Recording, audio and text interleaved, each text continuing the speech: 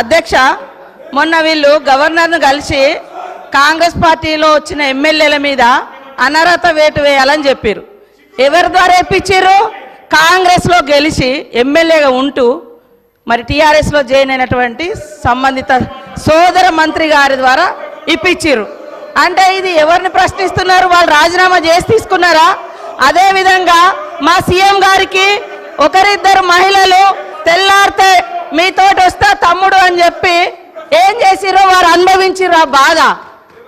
ఢిల్లీ దాకా నేను వస్తున్నా అని చెప్పి ఏం మోసం చేసిర్రో రాహుల్ గాంధీ గారి దగ్గర టైం తీసుకున్నాక ఆ బాధ అనుభవించిండు. కాబట్టి కేటీఆర్ గారికి సూచన చేయడం జరిగింది. కాబట్టి ఎవరి పేరు పెట్టలేదు. మీరు మొన్న గవర్నర్ దగ్గర పోయేటప్పుడు మీరు మెమోరాండం ఇచ్చేటప్పుడు మా పార్టీలో వచ్చినటువంటి వాళ్ళ మీద అనర్హత వేటు వేయండి అని ఇచ్చినప్పుడు ఎవరిచ్చారు? సబితమ్మతో ఇప్పించారు. మరి సబితమ్మ కాంగ్రెస్ నుంచి టీఆర్ఎస్లో పోయినప్పుడు ఇచ్చినప్పుడు ఏం తెలియదు, ఏం తెలియదు, ఏం తెలియదు. ఒక్కొక్కరిని నువ్వు జాయిన్ చేసుకున్నప్పుడే గొప్ప, మీరు జాయిన్ చేసుకుంటే గొప్ప. ఏం తెలుసు నీ దురహంకారం బంద్ చేసుకో కేటీఆర్. ఏం తెలియదు, ఏం తెలియదు అంటున్నా. అడుగు మరి అడుగు. ఏం తెలియదు? మీరు అందరు జాయిన్ చేసుకోలే, మీరు అందరు జాయిన్ చేసుకోలే. వాళ్ళు జాయిన్ చేసుకుంటే గొప్పట, మళ్ళీ వాళ్ళతో మెమోరాండాలు ఇప్పిస్తారు వీళ్ళు. మైక్ ఇస్తాను. కౌశిక్ రెడ్డి గారు మీరు కూర్చోండి. కౌశిక్ రెడ్డి గారు మీరు కూర్చోండి.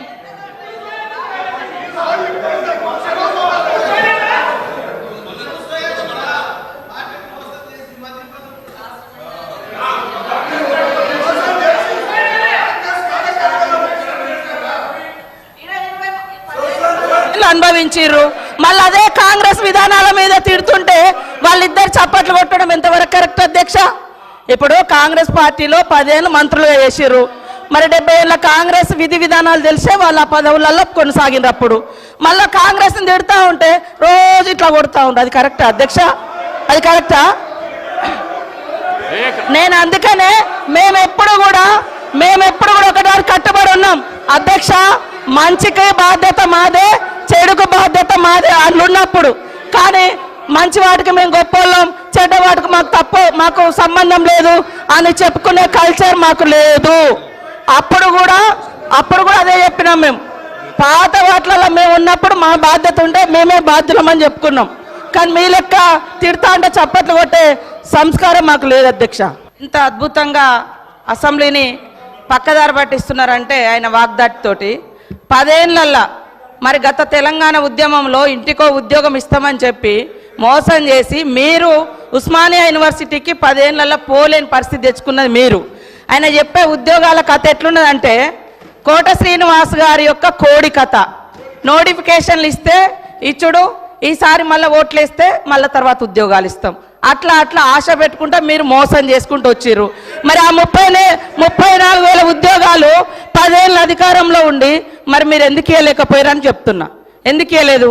ఇంకొకటి, దాదాపుగా ఈ రోజు వరకు మా నోటీస్కి వచ్చింది డబుల్ పెన్షన్స్ అంటే సర్వీస్లో ఉండి రిటైర్డ్ అవ్వడమో లేదా వాళ్ళ కుటుంబానికి వచ్చేటువంటి 20,000, 1,00,000 ఇట్లాంటి పెన్షన్స్ తీసుకునే వాళ్ళు మీ హయాంలో దాదాపుగా ఇప్పటి వరకు మాకు వచ్చినాయి 5,600 లిస్టు. లక్ష్మమ్మ గారు కూడా 24,000 పెన్షన్ తీసుకుంటుంది సార్. సరే, లోకల్ అధికారులు రికవరీ చేసినట్టుంది, అది మా నోటీస్కి రాలేదు. ఆమె 24,000 పెన్షన్ తీసుకుంటుంది, ఇటు 2,000 పెన్షన్ కూడా తీసుకుంటుంది. ఇంకొకటి వారు చెప్పారు ఉద్యోగులకు 2 పెన్షన్లు ఇస్తామని చెప్పారని. ఎస్, మీ ప్రభుత్వంలో రాగానే ఆశా వర్కర్లు కావచ్చు, అంగన్వాడీలు కావచ్చు, బస్ డ్రైవర్ల తల్లిదండ్రులు కావచ్చు, వాళ్ళ పెన్షన్ కూడా తీసేసారు. కానీ మీ నాయకుల కుటుంబాలు, వాళ్ళ తమ్ములు అన్నలు వాళ్ళు తీసుకున్నారు కార్పొరేషన్ల పేరు మీద, వాళ్ళ కుటుంబంలో పెన్షన్ తీసుకున్నారు ఉద్యోగం వస్తుందని. కానీ వేరే చిరు ఉద్యోగుల యొక్క తల్లిదండ్రుల పెన్షన్ మాత్రం మీరు తీసేసారు సార్.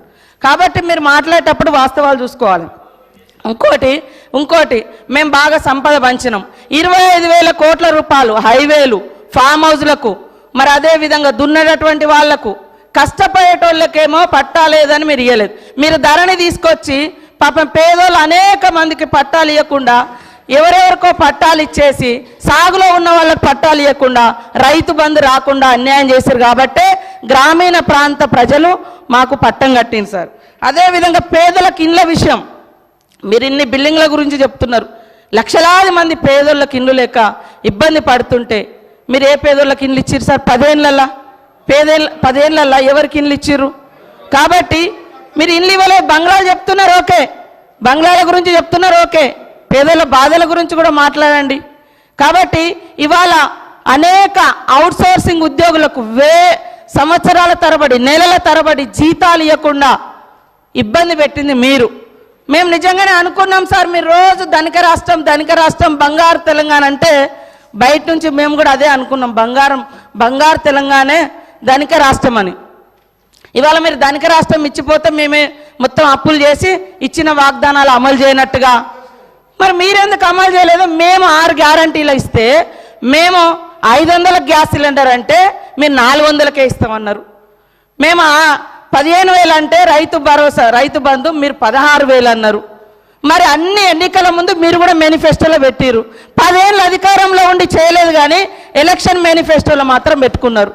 అంటే మీరు మోసం చేద్దామని కదా, మీకు వ్యవస్థ తెలిసి కూడా మేము బయట నుంచి మా ప్రభుత్వం ఆశతోటి నిజంగా ప్రజలకు బాగా చేయాలని మా ప్రభుత్వం ఇవన్నీ పెట్టినాం. మాకు టైం ఉంది, ఇంకా మాకు టైం ఉంది చేసుకోవడానికి. మీరు 10 ఏళ్ళలో చేయలే కదా. మీరు అన్ని పేపర్ లీకేజీలు ఇచ్చిర్రు, ఇండ్లు పేదలకు ఇండ్లు ఇవ్వలేదు.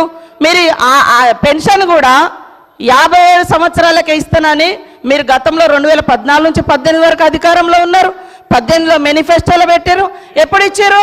3.5 ఏళ్ళ తర్వాత పెట్టారు. అదేవిధంగా 2000 పెన్షన్ కూడా ఎప్పుడు పెంచారు? మీరు అధికారంలోకి వచ్చినాక 6 నెలల తర్వాత పెంచారు. కాబట్టి ఇవన్నీ కూడా ఉన్నాయి. మేము అనుకున్నాం నిజంగా అద్భుతంగా ధనిక రాష్ట్రం ఉంది, రైతులకు ప్రజలకు అన్ని ఇద్దామని.